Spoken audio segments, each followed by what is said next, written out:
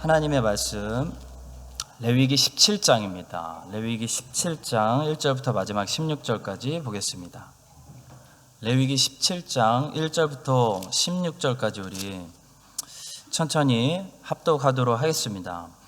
여호와께서 모세에게 말씀하여 이르시되 아론과 그의 아들들과 이스라엘의 모든 자손에게 말하여 그들에게 이르기를 여호와의 명령이 이러하시다 하라. 이스라엘 집의 모든 사람이 소나 어린 양이나 염소를 진영 안에서 잡든지 진영 밖에서 잡든지 먼저 회막 문으로 끌고 가서 여호와의 성막 앞에서 여호와께 예물로 드리지 아니하는 자는 피 흘린 자로 여길 것이라. 그가 피를 흘렸은즉 자기 백성 중에서 끊어지리라. 그런즉 이스라엘 자손이 들에서 잡던 그들의 제물을 회막 문 여호와께로 끌고 가서 제사장에게 주어 화목제로 여호와께 드려야 할 것이요 제사장은 그 피를 회막 문 여호와의 제단에 뿌리고 그 기름을 불살라 여호와께 향기로운 냄새가 되게 할 것이라. 그들은 전에 음란하게 섬기던 숫 염소에게 다시 제사하지 말 것이니라. 이는 그들이 대대로 지킬 영원한 규례니라.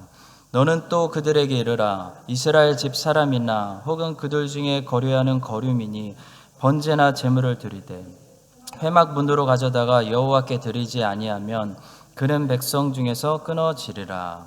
이스라엘 집 사람이나 그들 중에 거류하는 거류민 중에 무슨 피든지 먹는 자가 있으면 내가 그 피를 먹는 그 사람에게는 내 얼굴을 대하여 그를 백성 중에서 끊으리니 육체의 생명은 피에 있음이라.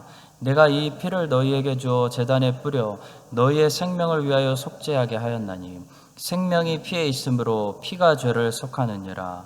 그러므로 내가 이스라엘 자손에게 말하기를 너희 중에 아무도 피를 먹지 말며 너희 중에 거류하는 거류민이라도 피를 먹지 말라 하였나니 모든 이스라엘 자손이나 그들 중에 거류하는 거류민이 먹을 만한 짐승이나 새를 사냥하여 잡거든 그것에 피를 흘리고 흙으로 덮을지니라.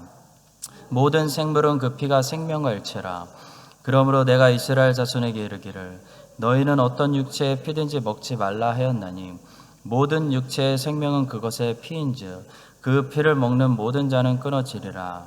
또 스스로 죽은 것이나 들짐승에게 찢겨 죽은 것을 먹은 모든 자는 본토인이거나 거류민이거나 그의 옷을 빨고 물로 몸을 씻을 것이며 저녁까지 부정하고 그 후에는 정하려니와 그가 빨지 아니하거나 그의 몸을 물로 씻지 아니하면 그가 죄를 담당하리라. 아멘. 오늘은 제물을 잡는 장소와 피에 대한 규례라는 제목으로 이제 레위기 후반전을 시작하겠습니다. 레위기는 지난주에 배웠던 대속죄일을 중심으로 두 부분으로 나눌 수가 있습니다. 1장부터 16장까지는 하나님께 나아가기 위해 어떻게 거룩해야 하는가를 다루고요. 그 중심에는 제사가 있습니다. 따라서 제사가 있기 때문에 제사를 드려야 하는 특별히 제사장에게 주로 주시는 말씀이 1장부터 16장 하나님께 나아가는 방법입니다. 그런데 대속죄를 중심으로 이제 우리는 열린 지성소 안에 들어와 있습니다. 이제부터 말씀하시는 이 레위기 후반전의 내용은 하나님께 어떻게 나아가기 위해 거룩할 것인가가 아니라 하나님을 만난 우리가 어떻게 이 거룩한 상태를 유지할 것인가를 다루고 있는 내용입니다. 따라서 레위기 후반절의 말씀은 제사보다는 이스라엘 백성들의 모든 생활 방식에 초점을 두고 있습니다. 따라서 이제부터 주시는 말씀은 꼭 제사장에게 말씀하시기보다는 이스라엘의 모든 백성들에게 심지어 외국인이나 타국인들에게도 포함하는 그들에게 말씀하시는 내용이 바로 레위기 후반전의 내용입니다. 자, 우리가 예배를 바르게 드리는 것은 신앙생활의 기본입니다. 예배는 거룩해야 합니다. 예배를 대충 드리거나 세상하고 똑같은 방식으로 드리거나 잘못 드리면 안 된다는 사실을 우리는 이미 나답과 아비후의 제사를 통해 심판을 통해 배웠습니다. 자, 그런데 크리스찬은 예배를 드린 후에 삶도 하나님 앞에서 거룩해야 됩니다. 예배를 잘 드렸으면 반드시 예배자의 삶이 거룩해져야 됩니다. 오늘 우리가 살펴보는 레위기 17장은 바로 그런 차원에서 이제 이스라엘 백성들의 생활이 어떻게 거룩해져야 되는지 가르쳐주는 그 첫 번째 말씀이라고 할 수 있는데요. 오늘 주시는 레위기 17장의 말씀을 통해 여러분과 저의 예배만 거룩해지는 것이 아니라 우리의 삶이 여기 끝나고 집에 가서 우리의 모습이 생활 방식이 거룩해질 수 있는 그런 역사가 일어나게 되기를 간절히 소망하고 축복합니다. 자, 먼저 첫 번째로 바른 예배를 드렸다면 우리의 삶 속에서 우상 숭배가 사라지는 은혜의 역사가 임해야 됩니다. 오늘 본문의 말씀을 크게 두 가지로 17장을 나누면 하나는 장소의 문제와 하나는 피의 문제를 다루고 있습니다. 1절부터 9절까지는 동물을 어디서 잡을 수 있는지, 희생제사를 어디서 드릴 수 있는지 장소의 문제를 다루고 있고요. 10절부터 16절까지는 피를 어떻게 다뤄야 하는지 피 문제를 다루고 있습니다. 더 세부적으로 살펴보면 성경을 펴고 보시면 3절부터 7절까지의 말씀은 제사에 사용되어지는 이 동물들을 회막문 밖에서 잡는 것을 전부 금하고 있는 말씀입니다. 그러니까 제사에 사용되는 동물들을 잡을 때는 다른 곳에서 잡으면 안 되고요. 각자 집에서 잡아서 가져와도 안 되고요. 꼭 하나님의 회막문 앞에서만 그 동물들을 잡게 했다는 겁니다. 또 8절과 9절은 하나님의 회막에서 제사를 드리지 않고 혹시 다른 데서 어떤 제단을 만들어 놓고 제사를 드리면 안 된다는 것을 말씀하고 있습니다. 자, 다시 정리하면 제물을 잡을 수 있는 장소와 제물을 제사로 드릴 수 있는 장소에 대해서 하나님께서 너무나 엄격하게 오직 하나님의 성막에서만 이 일이 가능하도록 율법으로 법을 정하셨다는 겁니다. 자, 그런데 하나님께서 이렇게 하신 이유는 무엇일까요? 다른 것이 아니라 바로 우상 숭배의 가능성을 완전히 없애기 위한 것이었습니다. 이스라엘 사람들이 이 말씀을 받았을 때만 해도 주변의 컬처는 아무 데서나 제사를 드리는 그런 우상 숭배가 가득한 컬처였습니다. 하나님께서는 이런 모든 잘못된 제사, 우상 숭배의 가능성을 이스라엘 안에 완전히 제거하기 위해서 아예 하나님의 성막이 아니면 다른 곳에서는 제사 자체를 금지하시고 심지어 동물을 잡는 것 자체를 미리 예방 차원에서 금지하셨다는 겁니다. 자, 따라서 이스라엘 백성들은 혹시 고기를 먹고 싶어도 고기를 먹고 싶을 때마다 자유롭게 각자 집에서 동물을 잡지 못하고 꼭 먼저 하나님의 성막으로 가져와서 하나님께 먼저 화목제를 드리고 그 남은 제물의 고기만 먹어야 했다는 겁니다. 3절부터 5절의 말씀이 그 내용입니다. 이스라엘 집의 모든 사람이 소나 어린 양이나 염소를 진영 안에서 잡든지 진영 밖에서 잡든지 먼저 회막 문으로 끌고 가서 여호와의 성막 앞에서 여호와께 예물로 드리지 아니하는 자는 피 흘린 자로 여길 것이라. 그가 피를 흘렸은즉 자기 백성 중에서 끊어지리라. 그런즉 이스라엘 자손이 들에서 잡던 그들의 제물을 회막 문 여호와께로 끌고 가서 제사장에게 주어 화목제로 여호와께 드려야 할 것이요 말씀합니다. 자, 보세요 성도님들, 이 율법대로 하면요 하나님의 성막에서 만약 멀리 떨어져서 사는 사람은 채식주의자가 될 가능성이 높다는 것을 금방 상상할 수 있습니다. 고기를 먹고 싶을 때마다 동물을 자유롭게 아무 데서나 잡지도 못하고 먼저 항상 성막까지 끌고 와서 하나님께 화목제를 드리고 그 제사 드린 고기를 유일한 고기로 먹었다면 여러분 얼마나 현실적으로 많은 사람들이 자주 고기를 먹을 수 없었겠습니까? 이스라엘 백성들을 이런 식으로 살면 다 채식주의자들이 될 수밖에 없는 겁니다. 자, 따라서 이 레위기 17장 이 앞부분에 나와 있는 율법은 이스라엘 백성들이 광야에서 성막을 중심으로 이동할 때 40년 동안에만 적용되는 말씀이었다는 것을 알 수 있습니다. 왜냐하면 가나안 땅 입성을 눈앞에 두고 이제 가나안 땅으로 들어가려고 할 때 모세는 율법을 다시 모세를 통해서 하나님께서 조정해 주실 때 이 신명기의 말씀을 통해 하나님께서는 이 율법을, 이 고기 먹는 율법을 다시 이렇게 조정해 주셨음을 알 수 있기 때문입니다. 신명기 12장 20절부터 23절입니다.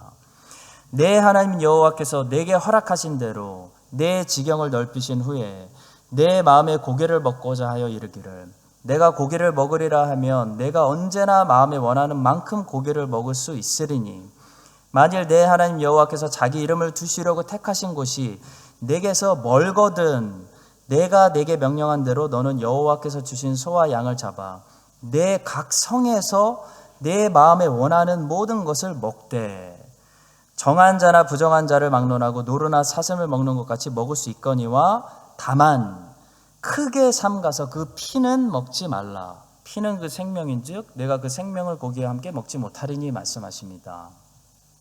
자, 보시면 이스라엘 백성들이 광야에 있을 때는 고기를 먹고 싶을 때마다 꼭 두 가지를 지켜야 했습니다. 그것이 레위기 17장입니다. 하나는 동물을 아무 데서나 잡지 못했고요. 꼭 하나님의 성막까지 가져와서 화목제를 드린 고기만 먹을 수 있었다는 겁니다. 또 하나는 고기를 먹더라도 먼저 피를 다 쏟고 피를 먹으면 안 된다는 것이었습니다. 두 가지를 지켜야 됩니다. 자, 그런데 이스라엘 백성들이 이제 가나안 땅에 들어간 후에는 고기를 먹고 싶을 때마다 두 가지가 아니라 한 가지만 지키면 됩니다. 그것이 신명기 12장의 말씀입니다.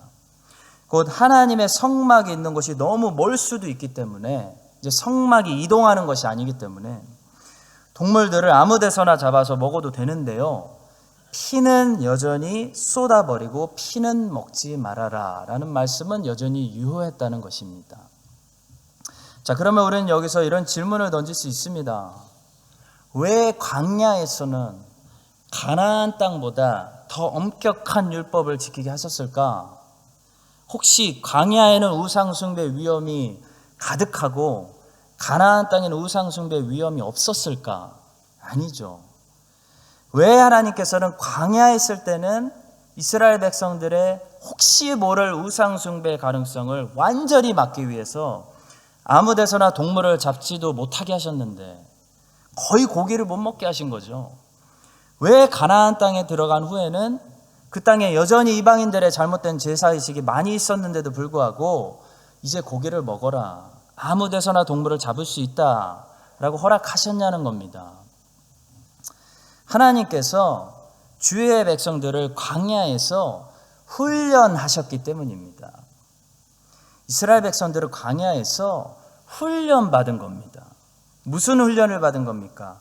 우상 숭배를 하지 않도록 율법을 통해서 완전히 차단돼서 철저하게 훈련받은 겁니다. 성도 여러분, 우리가 훈련받을 때는 좀 불편할 수 있습니다.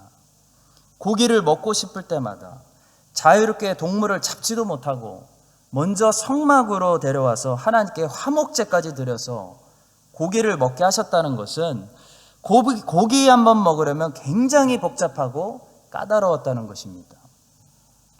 그러나 가나안 땅에 들어갔을 때는 이제 그 훈련이 끝났습니다. 그때는 자유롭게 아무 데서나 고기를 먹고 싶으면 동물을 잡을 수 있었다는 겁니다. 적어도 하나님의 기대는 무엇입니까? 이제는 충분히 너희들을 훈련했으니 너희들이 아무 데서나 동물을 잡아도 너희들이 설마 그것으로 이방 우상들에게 제사를 드리지 않을 거라고 나는 기대한다. 이런 하나님 아버지의 마음이 있었다는 겁니다. 그런데 안타깝게도 이스라엘 백성들은 하나님의 기대를 저버리고 가나안 땅에 들어가자마자 아무 데서나 동물을 잡을 수 있었기 때문에 아무 데서나 산당 위에 제단을 만들어 놓고 아무 데서나 동물들을 잡으며 우상 숭배했다는 사실을 우리가 알고 있습니다. 어쩌면 신명기 12장의 말씀이 아니라 레위기 17장의 말씀으로 이스라엘 백성들이 계속 제약받았다면 가나안 땅에서 우상 숭배를 덜 하지 않았을까요? 생각해 보게 됩니다. 성도 여러분, 하나님은 우리가 많이 제약받는 것을 원치 않으십니다. 그러나 고기를 먹는 그 자유 때문에 우리가 우상숭배의 죄에 빠지게 된다면 하나님은 우리가 고기를 먹는데 많이 불편하도록 우리를 제약할 수밖에 없는 것입니다. 오늘 우리에게 적용하면 하나님께서는 우리가 아무것도 하지 못하고 아무것도 보지 못하고 아무것도 먹지 못하는 그런 불편한 삶을 사는 것을 원치 않으신다고 저는 믿습니다. 그러나 우리가 훈련이 안 돼 있어서 그것들을 가지고 자꾸 우상 숭배를 한다면 하나님은 우리를 불편하게 만드실 수밖에 없다는 겁니다.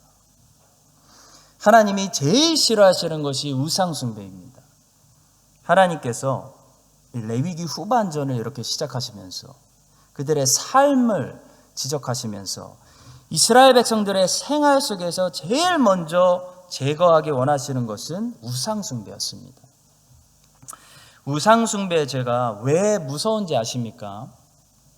우상이 무서운 이유는요, 모든 것이 우상이 될 수 있기 때문입니다. 다른 죄들은 안 그렇습니다. 아무거나 우리의 탐욕의 대상이 되지 않습니다. 저는 아무거나 보면서 탐욕을 느끼지는 않습니다. 아무나 우리의 간음이 대상이 되는 것은 아닙니다. 그런데 우상만큼은요, 정말 모든 것이 우리의 우상의 대상이 될 수 있습니다. 사랑하는 남편과 아내도 우상이 될 수 있고, 사랑하는 자녀들도 우상이 될 수 있고, 건강도, 가정도 우상이 될 수 있고, 심지어 사역도, 목회도 우상이 될 수 있습니다. 모든 것들이 우상이 될 수 있습니다. 그래서 우상 숭배가 제일 무서운 죄입니다. 하나님의 자리에 다른 것들을 갖다가 놓는 것이 우상 숭배입니다. 하나님을 다른 것으로 대체해버리는 것이 우상 숭배입니다. 성도 여러분, 하나님께서 이스라엘 백성들이 우상 숭배하지 않도록 훈련시키기 위해서 40년 동안 광야에서 만나를 주시면서 몸에 필요한 고기까지 자주 먹지 못하도록 제한시키고 훈련하셨습니다. 여러분과 제가 다 끊어야 되는 그런 불편한 삶을 살기 전에 하나님이 이 좋은 뉴질랜드 땅에서 허락하신 것들을 우리가 잘 관리하고 그것이 하나님의 자리에 올라가지 않도록, 그것이 하나님을 대체해서 우리의 우상이 되지 않도록, 그래서 우리가 이 가나안 땅을 더럽히지 않도록 우리가 알아서 절제하는 그런 지혜로운 자들이 되시기를 주님의 이름으로 간절히 축원합니다. 두 번째로 오늘 본문을 통해 하나님께서는 생명을 소중히 여기라고 말씀하고 계십니다. 10절부터 16절까지의 내용은 한마디로 얘기해서 고기를 먹어도 피를 먹지 말라는 말씀입니다. 그 이유가 자세히 설명이 되어 있습니다. 피가 곧 생명이기 때문입니다. 11절입니다. 육체의 생명은 피에 있음이라. 내가 이 피를 너희에게 주어 제단에 뿌려 너희의 생명을 위하여 속죄하게 하였나니 생명이 피에 있으므로 피가 죄를 속하느니라 말씀합니다. 자, 피를 먹지 말라는 이 말씀은 지금 하나님께서 광야에 있는 이스라엘 백성들에게 처음 주신 말씀이 아닙니다. 자, 창세기 9장으로 돌아가시면 노아에게 이미 주신 말씀입니다. 노아는 홍수 이전에 원래 채식주의자였죠. 자, 그런데 홍수 이후에 세상이 다 망가졌고 먹을 것도 없었기 때문에 하나님께서는 노아에게 이제부터 고기를 먹으라고 말씀하셨는데, 고기를 먹되 피는 절대로 먹지 말아라 라고 말씀하셨습니다. 창세기 9장 3절과 4절입니다. 모든 상동물은 너희의 먹을 것이 될지라 채소같이 내가 이것을 다 너희에게 주노라. 그러나 고기를 그 생명되는 피째 먹지 말 것이니라. 또 하나님께서는 노아에게 피를 먹지 말아야 되는 구체적인 이유까지 설명해 주셨습니다. 5절과 6절입니다. 내가 반드시 너희의 피, 곧 너희의 생명의 피를 찾으리니 짐승이면 그 짐승에게서, 사람이나 사람의 형제면 그에게서 그의 생명을 찾으리라. 다른 사람의 피를 흘리면 그 사람의 피도 흘릴 것이니 이는 하나님이 자기 형상대로 사람을 지으셨음이니라 말씀합니다. 하나님께서 피를 먹지 말라고 말씀하신 이유는요, 다른 것이 아니라 바로 생명을 소중히 여기는 생명 존중을 가르치기 위함입니다.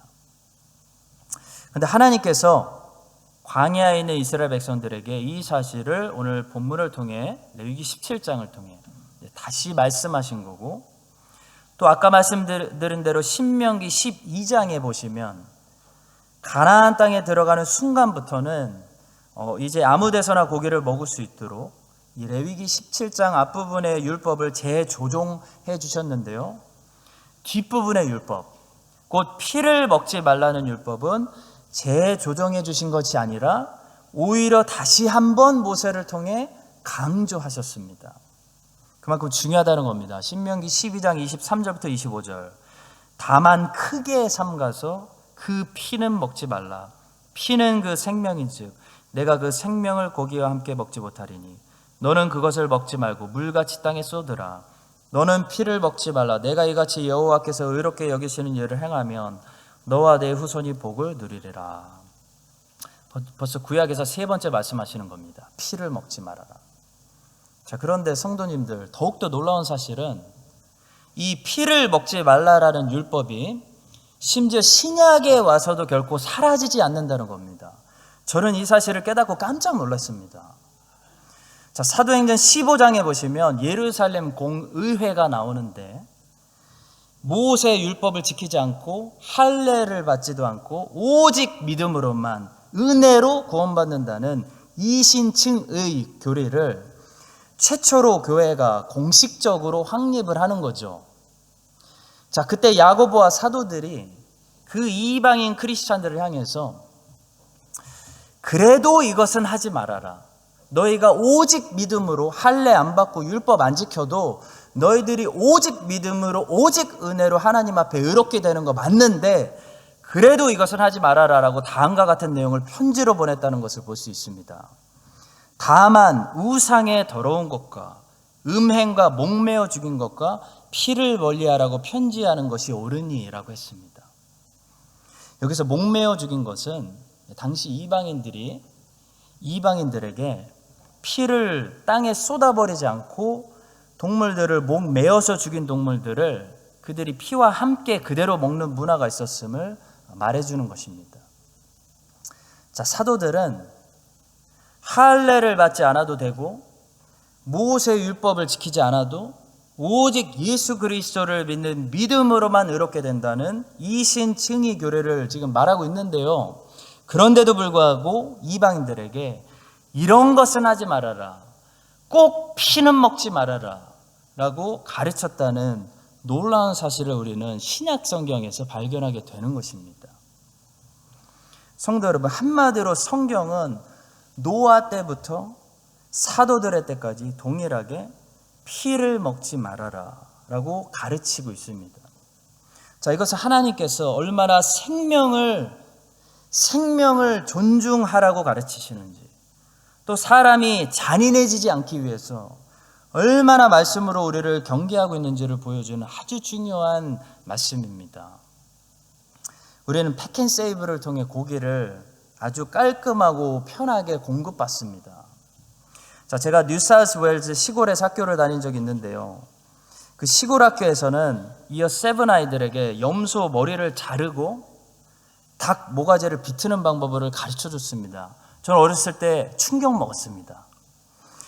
만약 모든 사람들이 그렇게 다 각자 동물을 잡아서 고기를 얻어야 한다면 아마도 우리 모두는 지금보다 훨씬 더 잔인해질 수도 있습니다. 따라서 하나님께서는 고기를 어쩔 수 없이 먹는 인간에게 피를 먹지 말라는 말씀을 계속 반복하심으로써 인간이 쉽게 잔인해져서 나중에는 그냥 사람도 쉽게 살인하게 되고 생명의 소중함을 잃어버리지 않도록 경계하시는 것입니다. 고기를 먹지 말라라가 아니라 피를 먹지 말라는 겁니다. 잔인해지지 말라는 겁니다.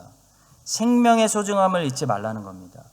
동물은 죽이더라도 잔인하게 죽여서는 안 되며 사람의 생명은 절대로 빼앗으면 안 된다는 것입니다.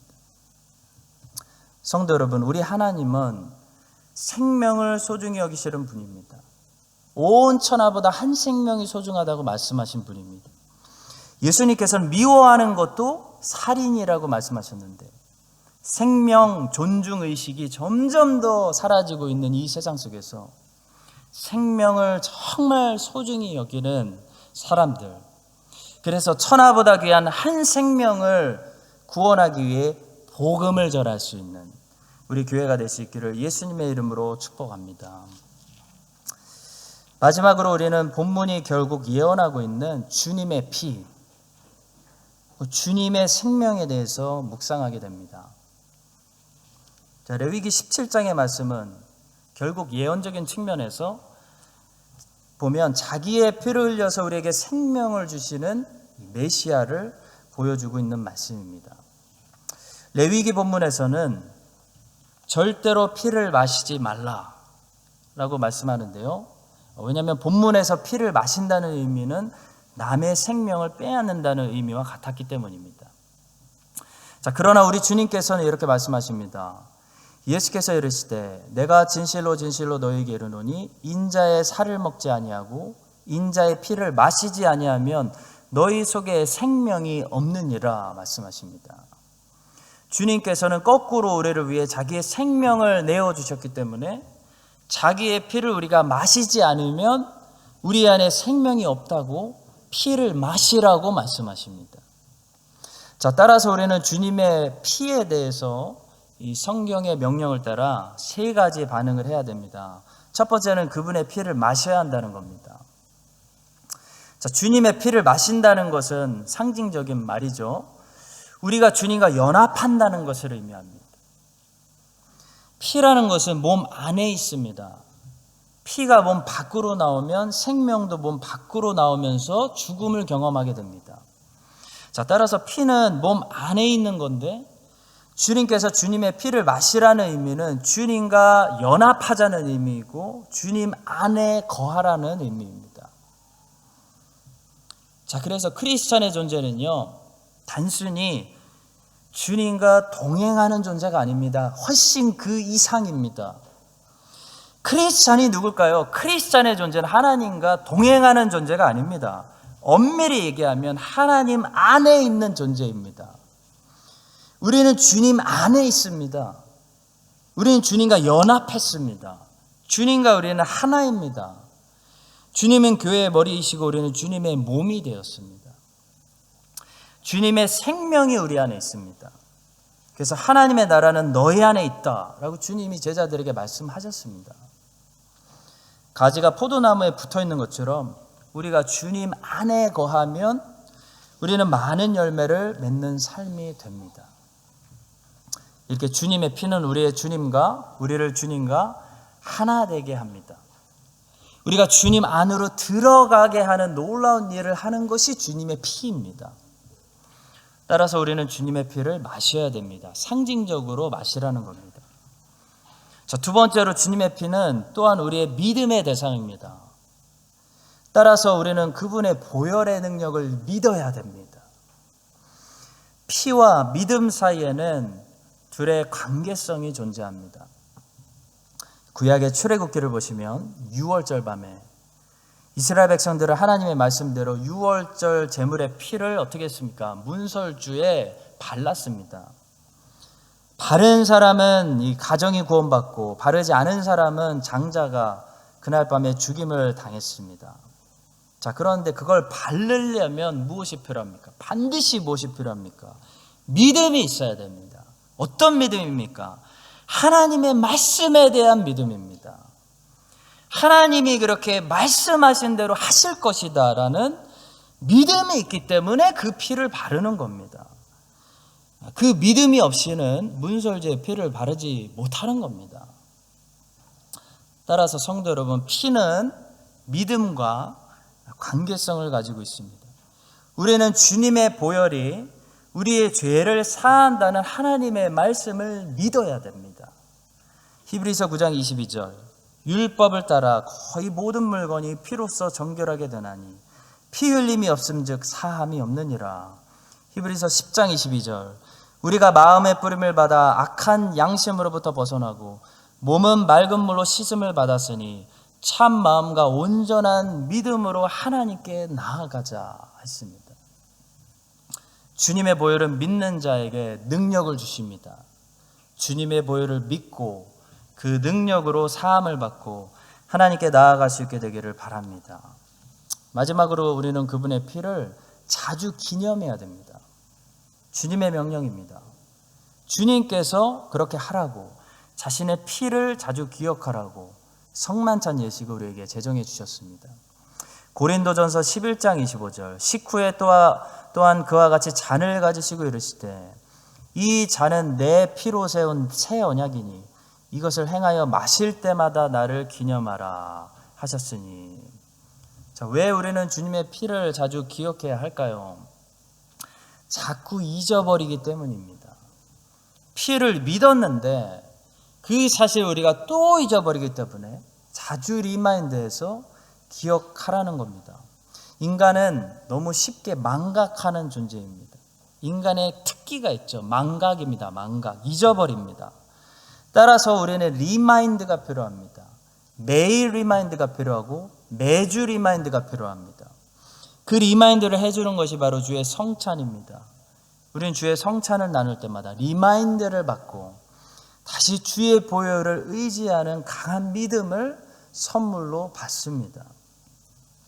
사랑하는 성도 여러분, 오늘 본문 말씀은 피가 생명이라고 다른 사람의 피를 흘리지 말라고, 다른 사람의 생명을 소중히 여기라고 먼저 말씀합니다. 그런데 그렇게 생명을 소중히 여기시는 하나님께서 자기의 아들은 예수 그리스도의 피를 흘리시고 그분의 생명을 우리에게 주시며 마시라고, 믿으라고, 기념하라고, 기억하라고 말씀해 주셨습니다. 여러분과 저를 위해 피를 흘려주신, 생명을 내어주신 우리 예수님의 이런 사랑과 희생을 기억하며 그 생명이 우리 안에 매일 충만하도록 우리가 거룩하게 살아가고 우상들을 멀리하며 예수님 안에 거하는 그런 하나님과 연합한 자녀들이 될 수 있기를 예수님의 이름으로 간절히 축원드립니다.